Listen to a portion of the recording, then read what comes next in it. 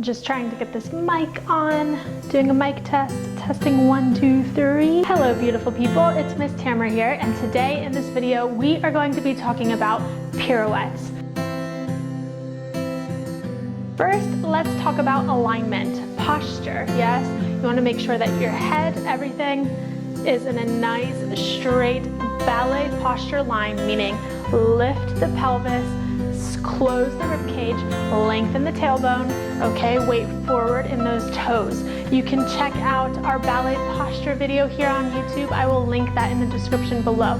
So make sure you have that #1 posture set up and ready to go. So first, let's go ahead and do parallel. For a parallel jazz pirouette, you want to make sure that your pelvis and your hips are squared off to the front, that your weight is evenly distributed between both feet.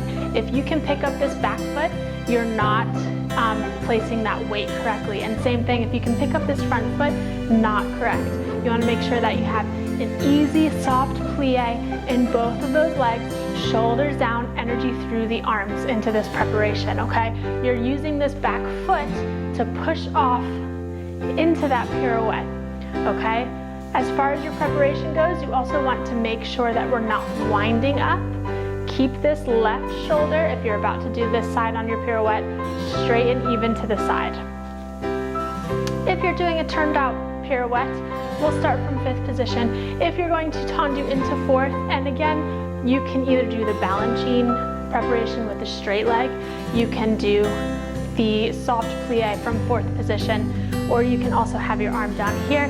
This is all going to be your choreographer or your teacher's preference. You want to make sure that this arm to the side, regardless, is in your peripheral vision to the front. You don't want to wind up too far to the back. You also, again, don't want to twist and wind up for that turn.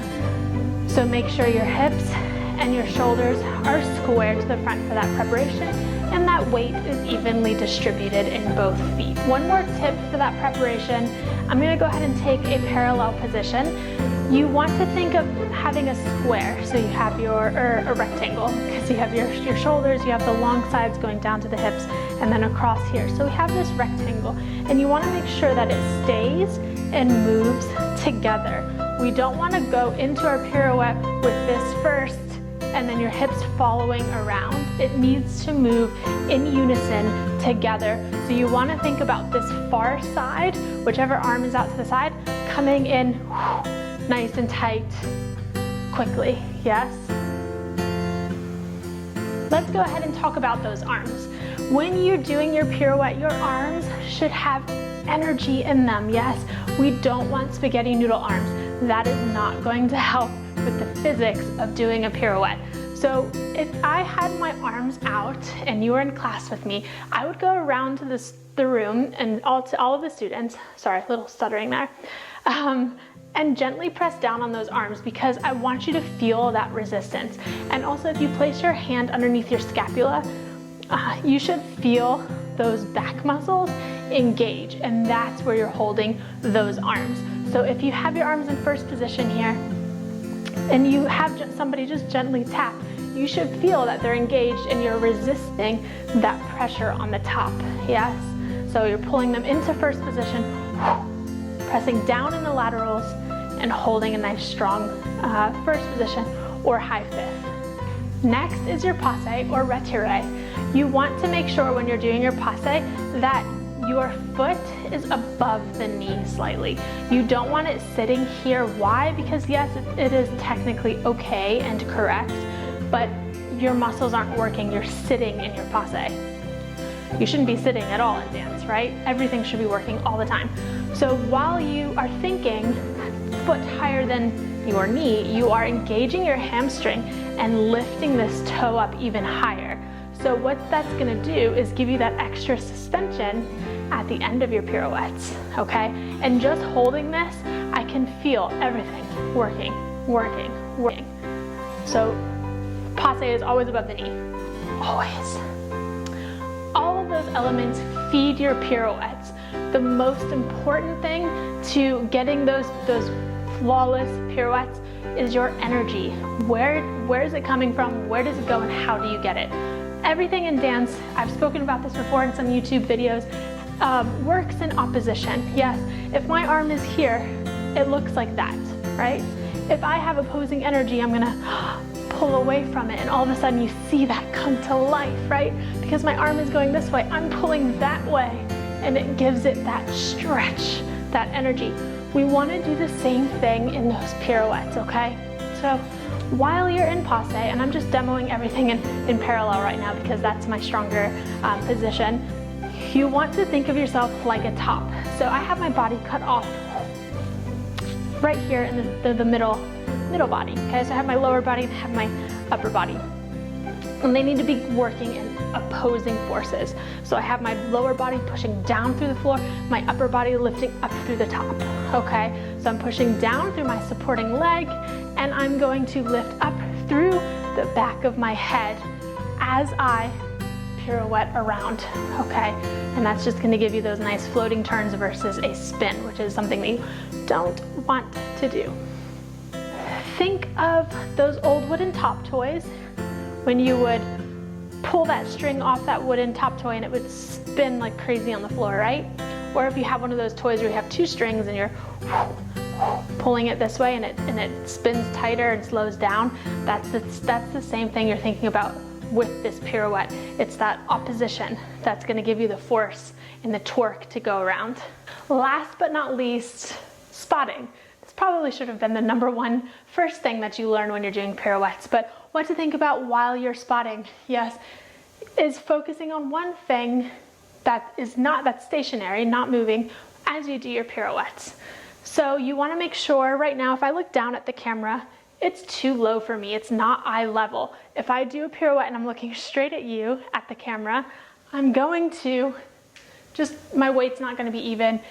You may even fall forward if it's too low. If it's too high, if it's above my eye level and I'm looking up where the wall meets the ceiling and I'm gonna do that pirouette, yeah, I fall backwards. So you have to find something when you're spotting that is even with your eyes and in that same line. And the first thing you wanna do is keep your head there as long as possible so my body starts turning, and then I'm gonna whip my head around first to that spot, and my body's going to follow. That's how your spotting works.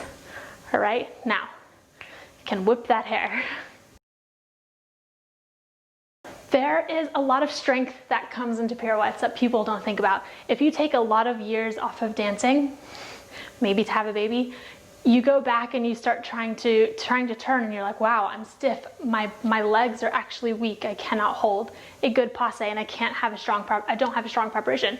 It's a lot of muscle work. So the first thing you want to practice and try is at the ballet bar, just elevate up into that passe and work on holding this first. Build up that conditioning.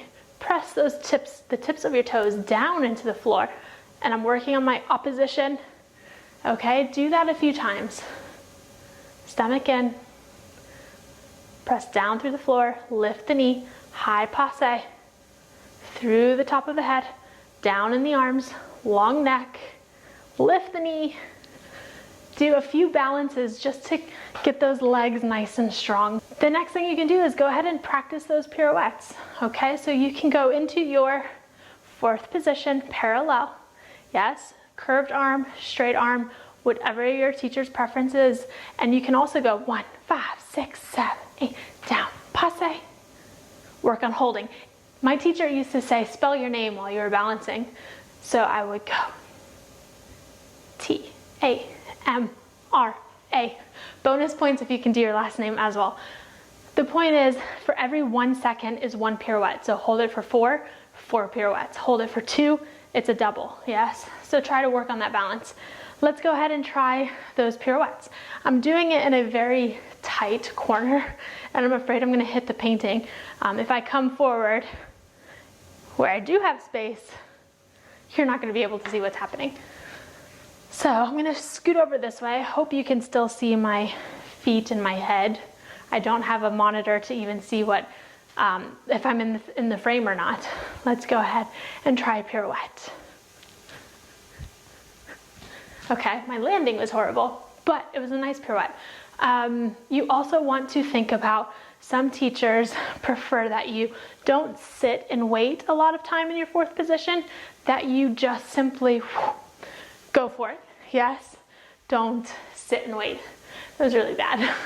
I need to work on my pirouettes, maybe take some of my own advice. But I'm excited with this new studio opening. I'm gonna get back into it and be able to bring you guys more content and just get my body and my stamina and strength back up to par. I have some practicing to do, but it still doesn't defeat or degrade my knowledge of teaching pirouettes, because I used to be a turner. That was my strength and I miss those days.